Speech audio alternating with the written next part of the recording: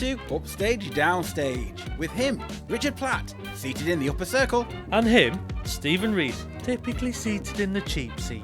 This is the Theatre Podcast, where we discuss productions we've seen, Things we've liked, and may not have liked, giving our complete unprofessional and non-biased opinions. So grab a brew, Take a seat, and let's raise that curtain.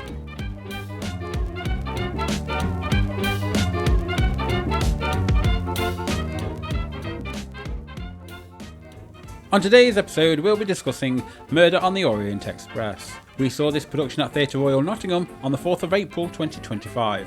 Starring Michael Maloney as a celebrated Belgian sleuth, Murder on the Orient Express is one of Agatha Christie's greatest literary achievements, with a final twist that is amongst her very best. Adapted for the stage by Ken Ludwig, this gripping, tense and masterfully cryptic brand new production is a deliciously thrilling ride and an ingenious murder mystery guaranteed to keep you guessing until the end of the line. So Richard, what's it all about? Winter 1934, and an avalanche stops the Orient Express dead in its tracks. A murder, a train full of suspects, an impossible case, trapped in the snow with a killer still on board. Can the world's most famous detective, Hercule Poirot, crack the case before the train reaches its final destination? But first, our post-show opinion! I'm all aboard for this murder mystery. Tickets please for a murderous train journey. So with all that said, let's set the scene. Go on then, Stephen.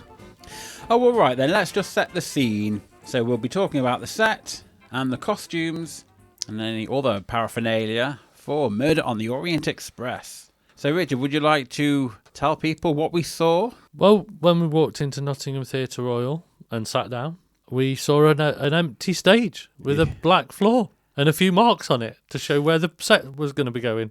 Yeah, so this was again one of those typical blank stage theatre shows. Yes, but it was. It became much more than that. It did. It was definitely the hidden entity to what was actually going to be happening on stage. Yeah. Let's just say there was a lot of things waiting in the wings. There was. Yes. Whole carriage full. And then some. And then some more. Yes. So basically the set was pretty much movable. It looked like the floor was one that they carried around with them wherever they went to do this production, because they would have kept the markings in the same places, so they'd have overlaid it on top of the main stage, but it was just black wood all across the stage to hold the scenes and the settings, probably to make sure that the angles were right for the set pieces they were using, because there was a lot of heavy set pieces that were brought on and off in this. Okay, you've just lost me. What are you talking about? You're on about the carriage? I'm on about stage. Oh, the stage. Yeah, so the stage that was overlaid on top of the Theatre Royal stage. Right, okay. As in, they would have brought it with them rather than just use the floor spaces. Yeah. Because obviously the set pieces need to go at the same angle and the right, because traditionally there's an angle on a stage facing out to an audience. It's not a flat piece of flooring. So I hope that's cleared everything up for you. Now let's talk about the actual set the actors are performing in. So when the production started, they used projections quite well for the opening parts of this production. So they didn't reveal. Yes, the stage started blank, but with the projections they had a big tab that filled the whole stage. And at first they used it to show the almost arrival at the station. So people coming in from their everyday lives. Cast and characters arriving, and they just depicted imagery of train station and stuff like that. So, and I suppose they set the scene. They did set the scene, and also to make note that there was a revolve on stage as well.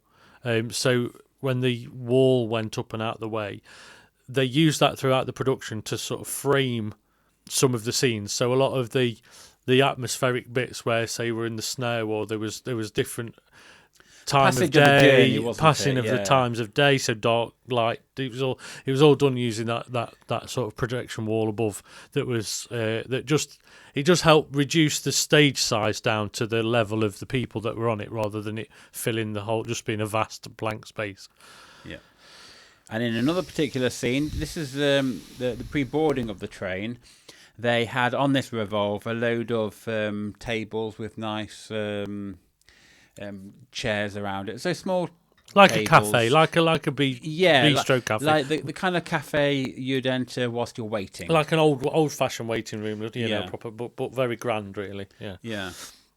Yeah. So they had a bit of that, and that looked quite nice as well, didn't it? Yeah. Especially with it being on a revolve. So during the particular scene, it involved this one lady moving around to talk to everybody, and also introducing herself to Poirot. Yeah. And how they did it whilst the whole lot of tables. Yeah, you were seeing everybody moved around. It worked really well because it gave you focus on the person that they were actually talking to every time was closer to the front stage, and you knew that they were passing messages, talking to each other. You were trying to work out where these people fit in and what they were involved in, and it was very clear they were all involved in this plot of some description.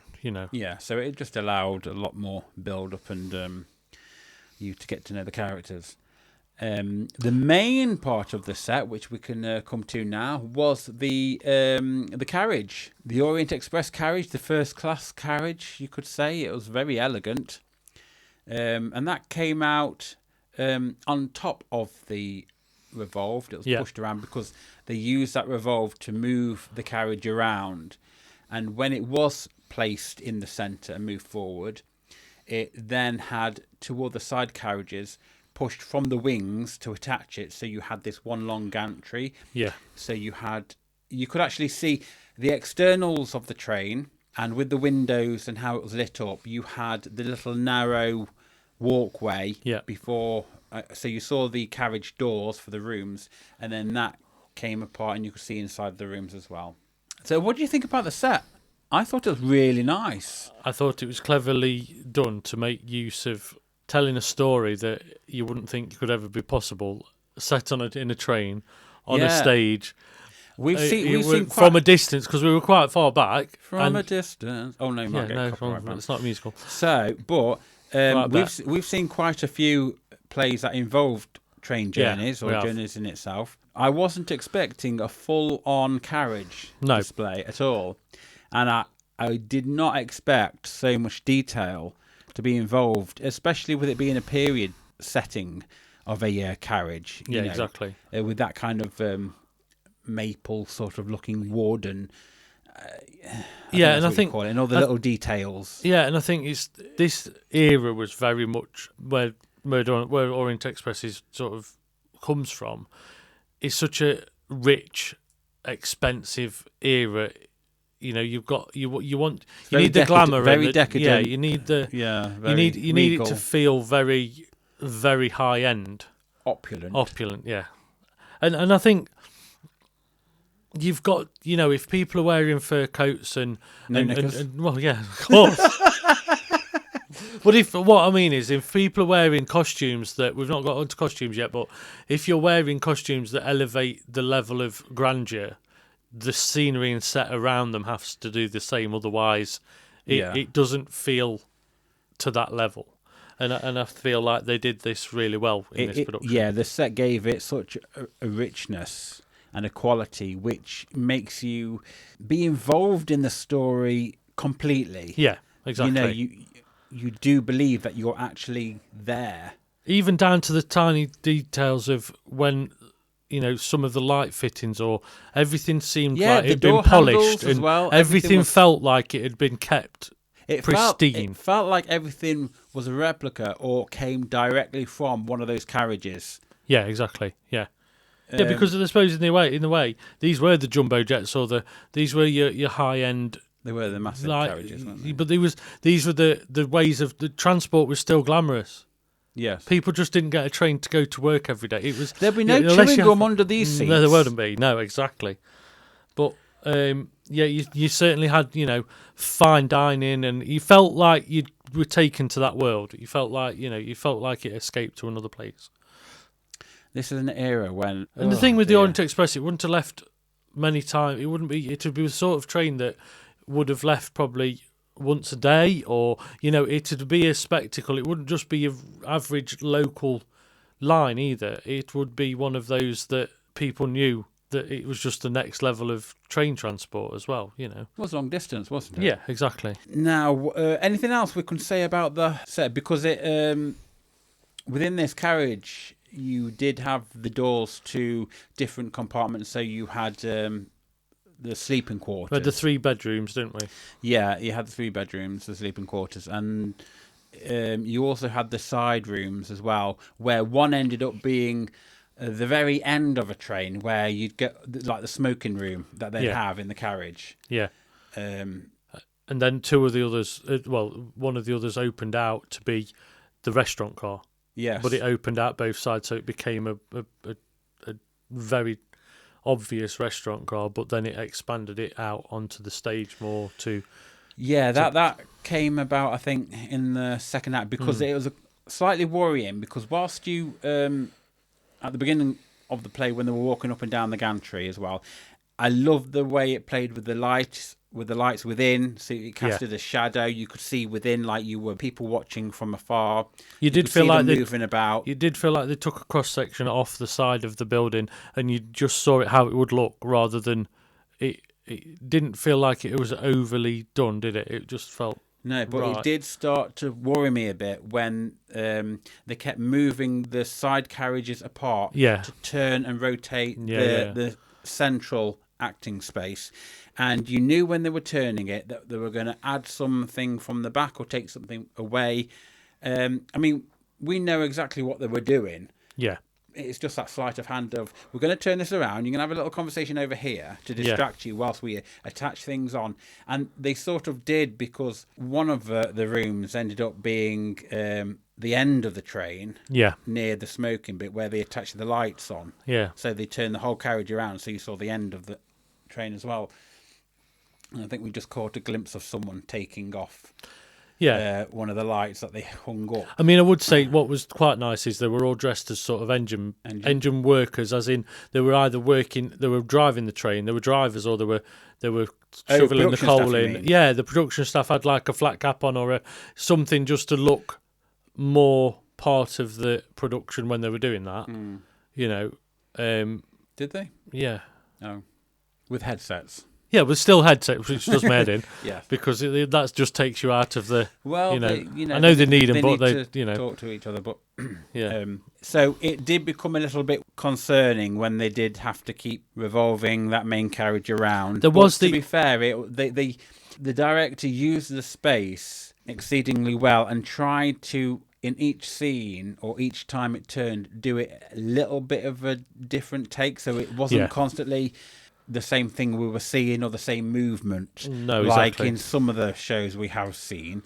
And then I think they then split it open, so when they started investigating and talking to people, that's when they had the chairs on the I was going to say shop floor then, on the theatre floor. Yeah. So you did see the train, but they opened up into the space a lot more, so they utilised the actual staging just to allow some breathing space. And these scene changes weren't done in silence; they were all done with some form of either train noise or musical interludes.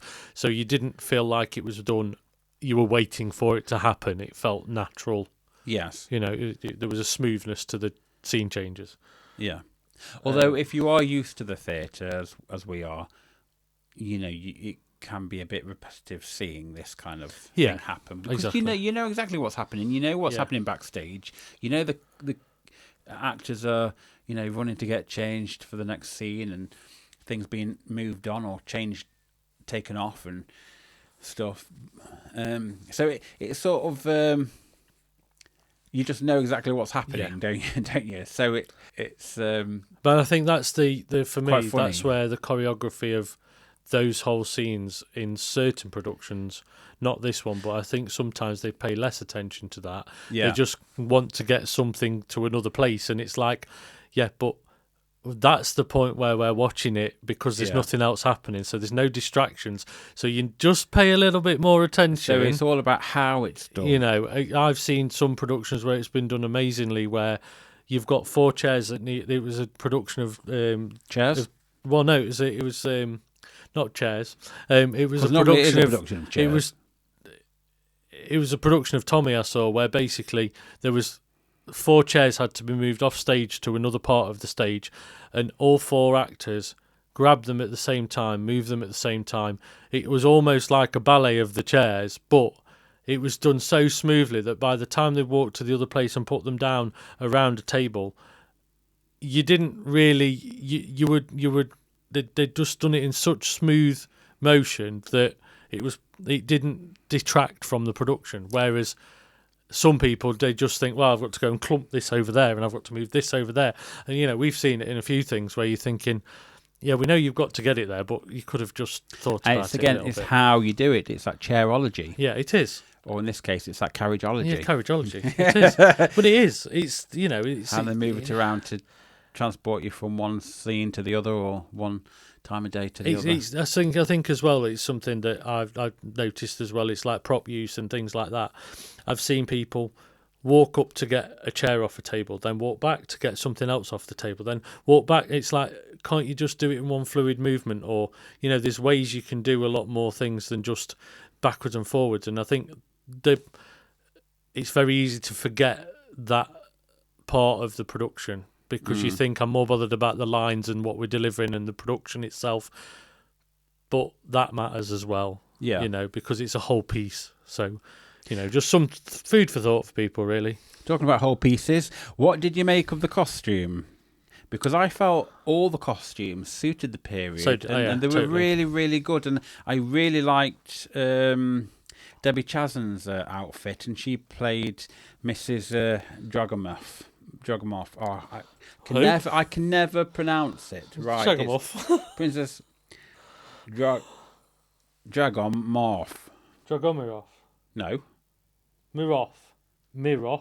Yeah, but you got the O before. Yeah, Dragomirov. Yeah. Princess Dragomirov. Dragomirov. Princess Dragomirov. Dragomoff. Dragomirov. There's a lie in it. So Debbie Chazan's costume was wonderful. It was Yes. nice and bright, and also you had the others as well. Yeah, I thought the Countess Eleanor, played by Mila Carter. She had she was the actress, wasn't she? Yes. And she had a stunning outfit as well. Yeah, and I think also the ticket inspector, or the was it the police, or I think all the costumes felt of the period and all felt right for the time of year of the production, because this was pretty much a wintry production, wasn't it? Why? Because it had snow in it. Well, no, but it was set in a colder. What I mean is, people weren't wearing summer wear, and there were, it felt like there were, people dressed up to travel. They didn't just wear. Well, yeah, as you say, there's no budgie smugglers. I'll say that again. There's no what? Budgie smugglers here? As you say, they're not going to be wearing budgie smugglers, are they? Well, no. I mean, budgie smugglers on the Orient Express. Yeah, I mean that you expect a level of glamour from the cast as well as the set. So and I think. Do you mean the costumes rather than the? Yeah. But also little things like the handbags were right, and all the things that they'd got in as part of the production, everything, even but it's like the medicine bag that came out in the second half. Yeah, all the doctor's bag felt of the period. There was no missteps on any of the things, because I suppose prop wise as well. Even the table lamps looked right, and even the little things that were on the, you were used, and the gun that they used all felt of the period. There was no like missed parts of this. Yes, and all the characters, they never particularly. Well, I suppose I'd say they dressed the part. They were in the right costumes that suited their characters to make them believable as well. Especially the like of. Princess Debbie Chazan's assistant. Yes, exactly. She was very dowdy looking as well. Dowdy, but like almost, it was a uniform. It was what she would always wear. Yes. You felt like that was there'd be 20 of them in the wardrobe, because that's all she wore in her life. And the outgoing actress looked the part as well for what she was wearing. And obviously Hercule Poirot, he was in his normal suit, and he also had the time to look after his moustache as well. Of course, yes. Moustache. Well, one would.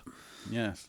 So, yeah, I can't really fault the set design. I can't really fault the costumes or any kind of props, everything. I thought this was a sterling job, production-wise. Definitely. So, shall we move along and talk about the other bits? Yes. Moving on to our next segment, as we say, we're Here for the drama. Right then, Richard. What are we here for? The other bits. The direction, the writing, and the acting in this little segment. Oh, I could do the segment.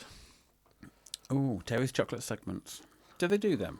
Or am I just making that up? No, they're in segments. Well, there would be. Orange in segments.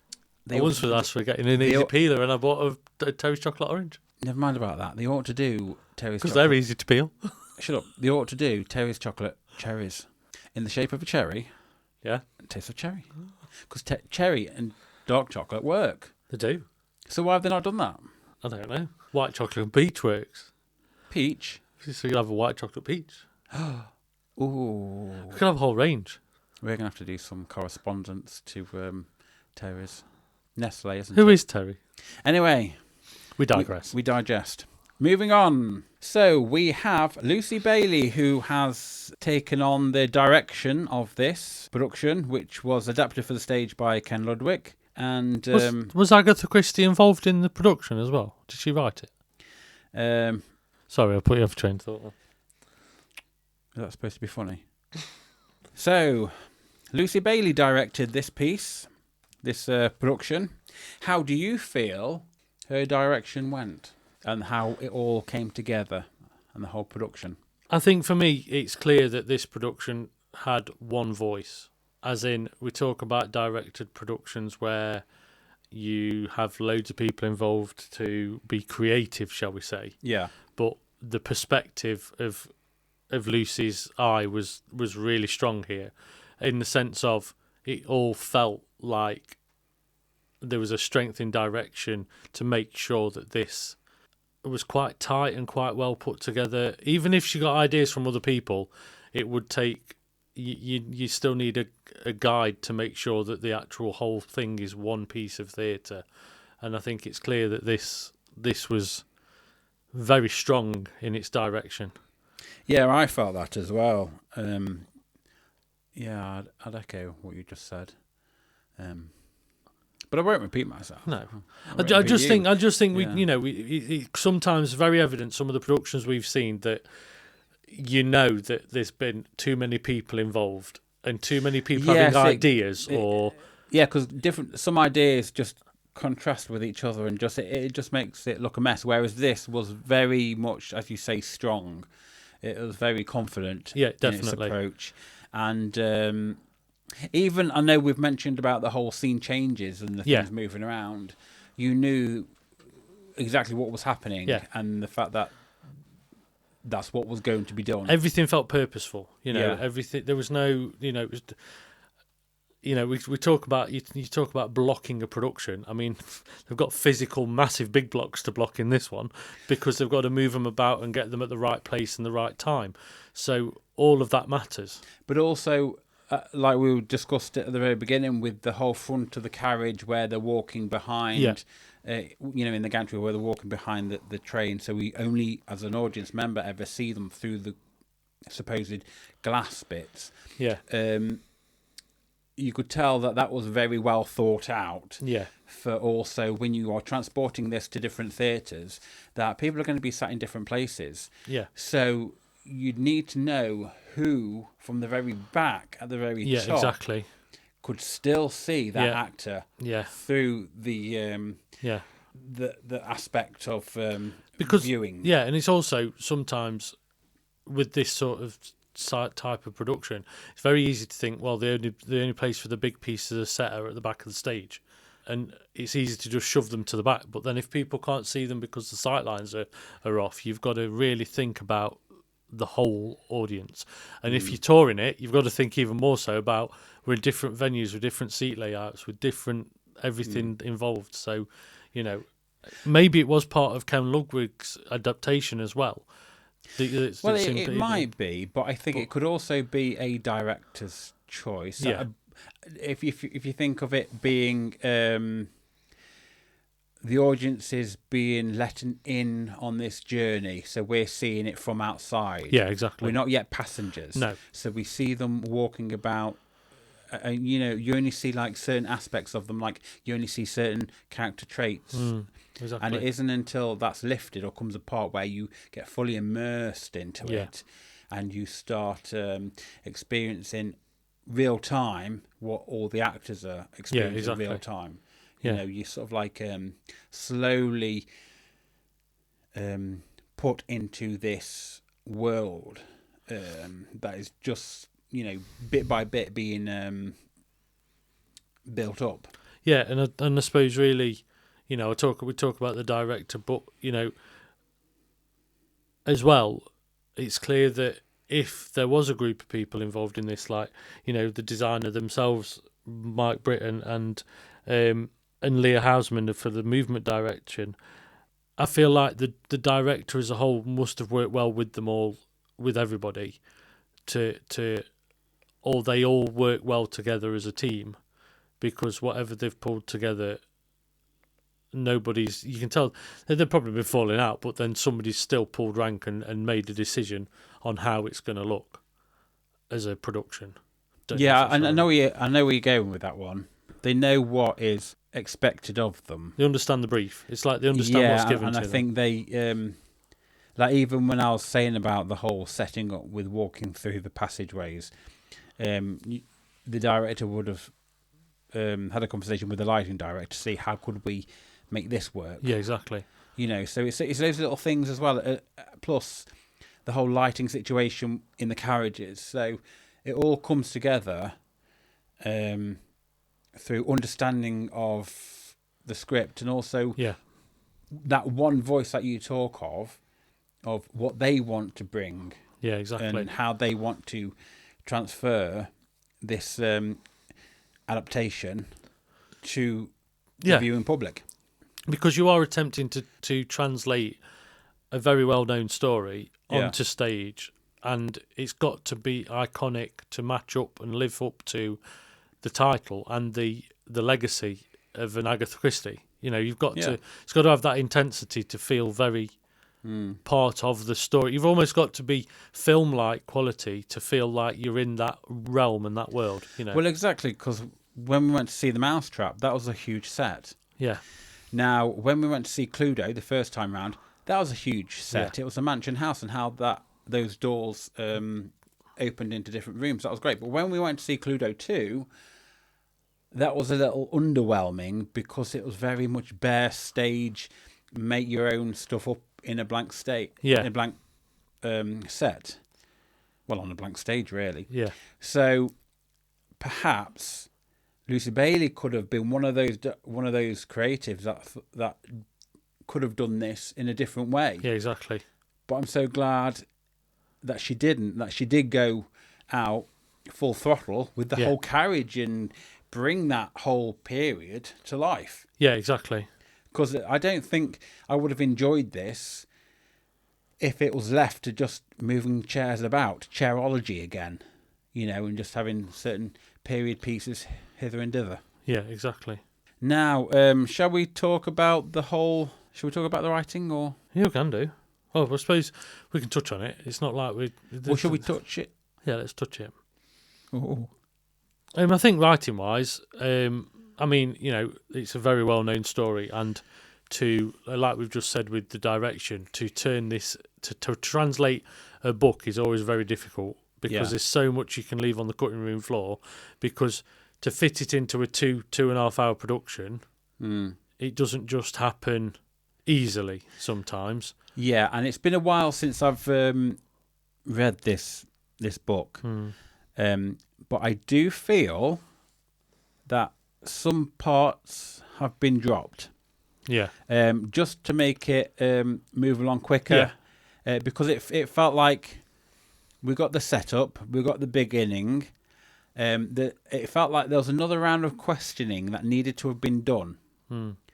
like there was another thread missing. I could be wrong, but I have a feeling there's something been taken away, just to make it shorter. I think, Yeah. and I won't unless I actually read the book again and make notes, and then go and see this show again, which I can't now. But if there's another version. Of it, yeah. Well, I mean, to be fair, but it might be a bit like some of the other productions where they leave it a year and do it again, because Possibly, they wouldn't yeah. go to the expense of building a set like this and not do it again.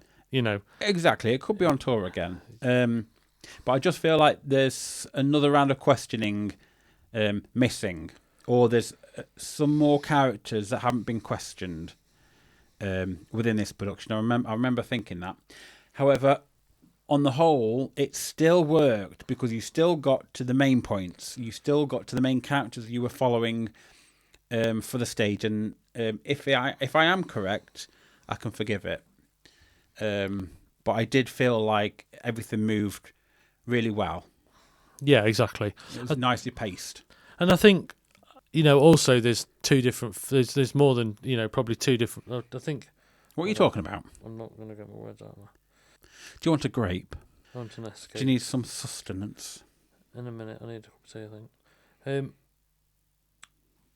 We're not having one until you've done this. No, I think there's been like films made of it, and there's been different productions of this. So you've got to look at it with a fresh pair of eyes, really, to create a theatre production. You can't just take a film script from it, or do this, or you've got to write it for the theatre because it's set in a train. And I think the pace of the script was written well. I think the attention to detail was right. You did feel like you learnt enough in each scene to progress to the next scene. Adaptation wise, I feel like it did keep your attention as a production, which is very hard when you've got a lot of reference text from adaptations out there that people have seen it in different guises. So to make it feel fresh, or to make it feel still within that world, I think it's a very difficult thing to get right. And I think that's where Ken's done a good job with this production. Now, shall we talk about the acting? Yeah, let's do it.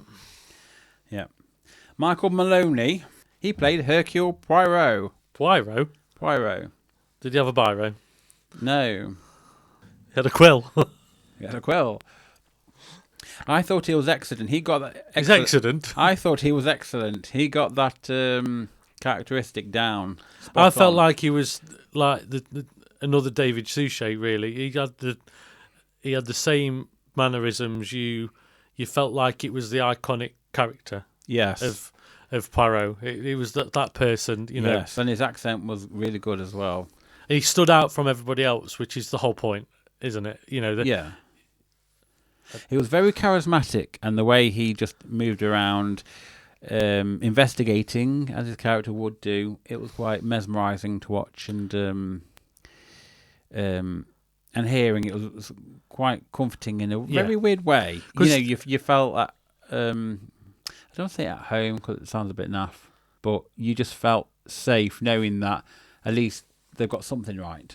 Yeah, and I feel like as well, it's a part in the production where there's not a lot of room to hide, as in you're on stage quite a lot more than everybody else. So you really haven't got much break time, as it were, you have to hold character for quite a long time in this piece. Yeah. But I suppose keeping your characterisation is one thing, because I think that's probably quite easy to do. It's keeping your voice and your accent. Yeah, and your volume and your... It's more the accent as well. Yes, it is. Because it's quite easy to slip out of it on one particular line, or... Yeah, definitely. If you have to be quite fast with the particular line. Yeah, but no, it was spot on throughout all this. I suppose really it's difficult to single out individual actors when they're all acting very well. It sort of really is. I mean, the only reason why I can pinpoint Debbie Chasnon, because I've known her since The Smoking Room and Titty Bang Bang and being in Doctor Who. Do you know what I mean? Yes, I know what you mean. I know of her, and I think she's just a wonderful person and an actor. or actress. I think for me, so I sort of like know how good her. Also, I think I saw her in the Cherry Orchard years ago at Sheffield.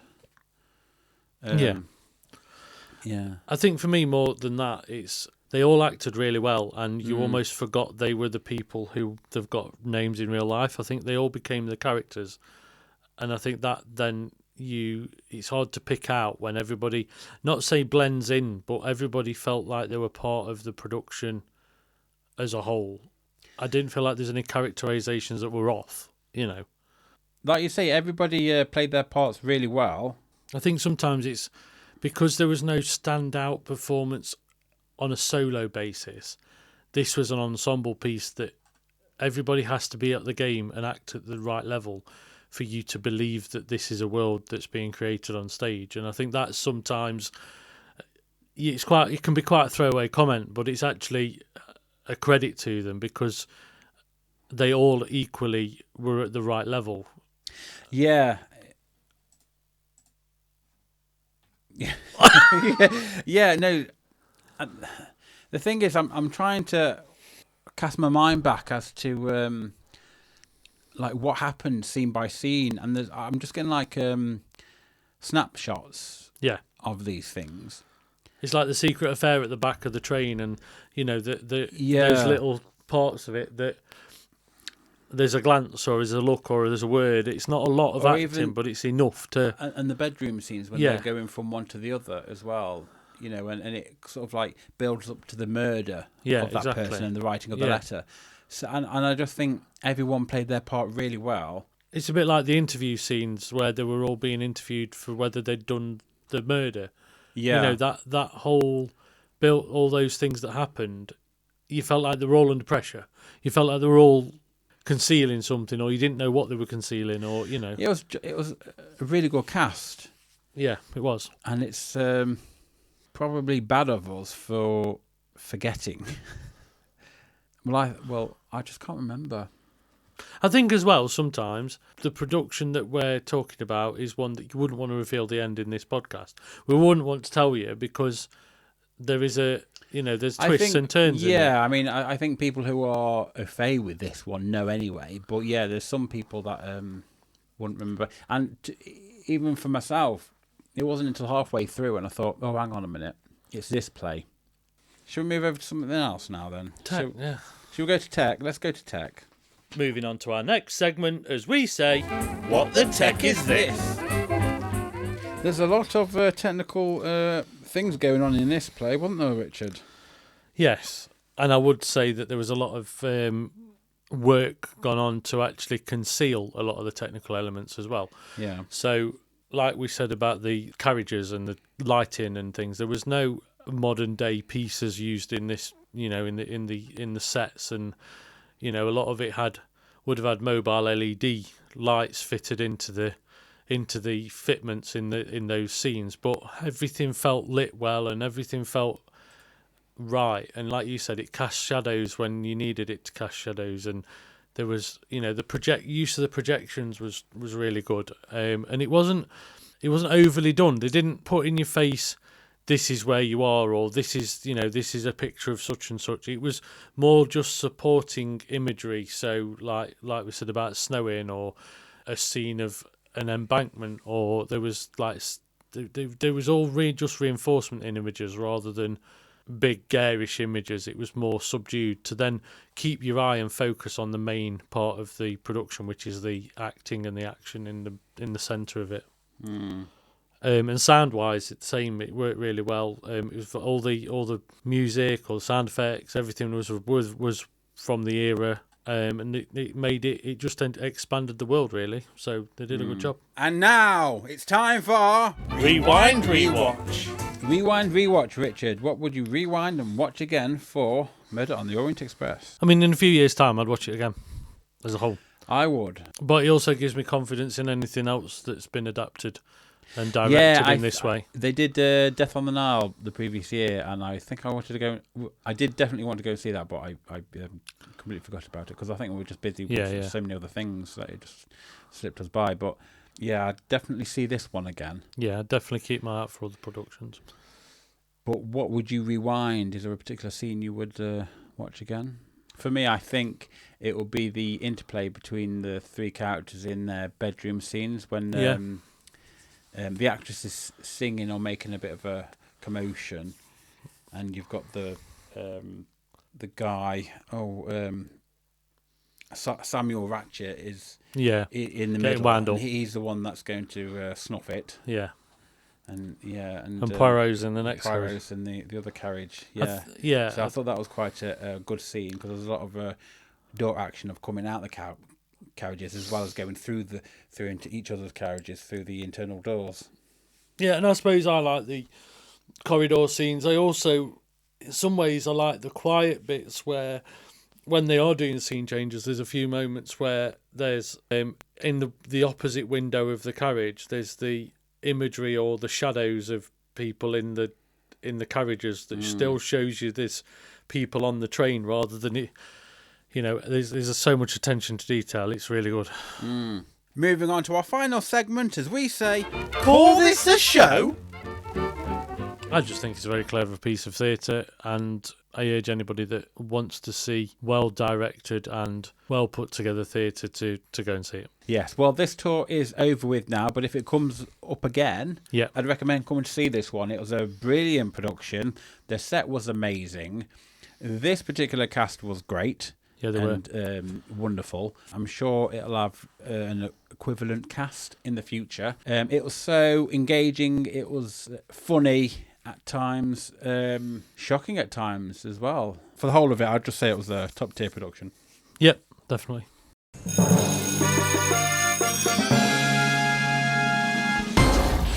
Scores then, please, Richard, for Murder on the Orient Express. On a scale of 1 to 10, with 10 being a whodunit that sits in first class, and 1 being a migraine on the Orient Express. What's it going to be? I'll give it a 10 out of 10. Ooh. And I'm going to give it a 9 out of 10. Ooh. Ooh. So, what sound effect will you be choosing from the following? A complete train wreck? Tumbleweed? An audible shrug of the shoulders? A slow clap? A pleasant applause? Or a standing ovation? What will it be? I'll give it a standing ovation.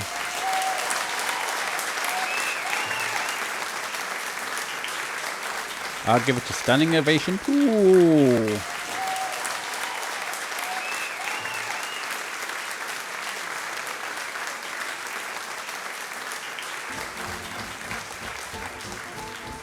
So there we are.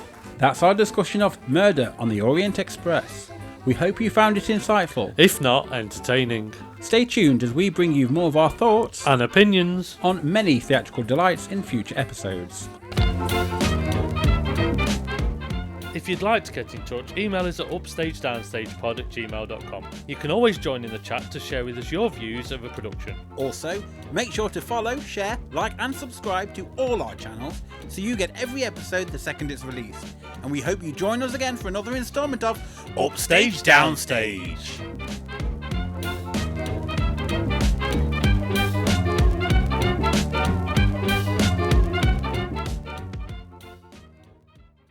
Starring Michael Maloney as the celebrated Belgian sleuth, Murder on the Orient Express is one of Agatha Christie's greatest literary... Murder on the Orient Express is one of Agatha... What?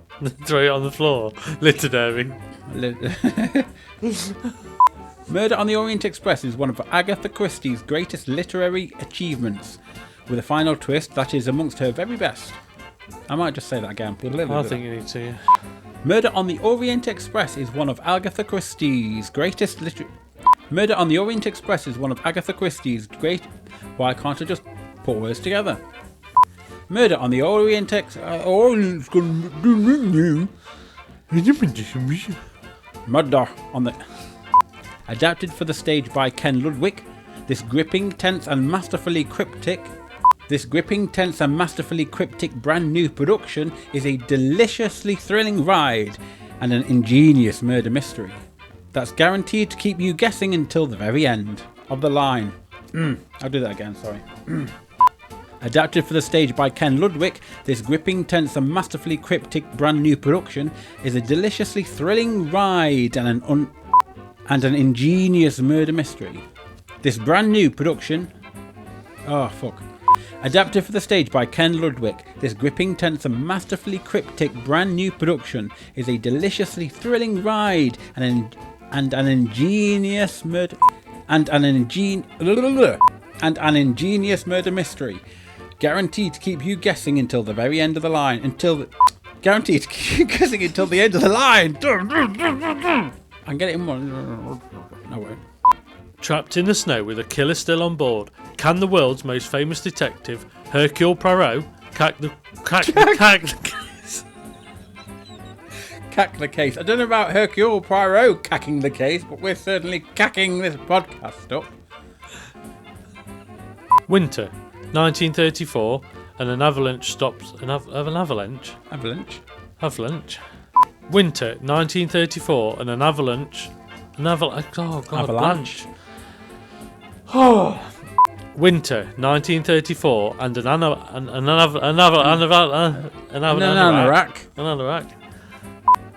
Winter, 1934, and an avalanche. I can't fucking do it.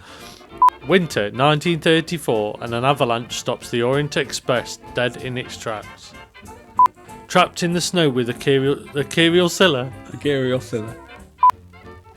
Trapped in the snow with a killer still. Trapped in the snow with a killer still on board, can the world's most famous detective, Hercule Poirot, crack the case before the train reaches its final destination? Final Destination, the musical. So, with all that said... No, just redo that one, because... all of it. I mean, now you've got your tongue around it, do it. Or... Winter, 1934, and an avalanche stops the Orient Express dead in its tracks. A murder, a train full of suspects, an impossible case, trapped in the snow with a killer still on board.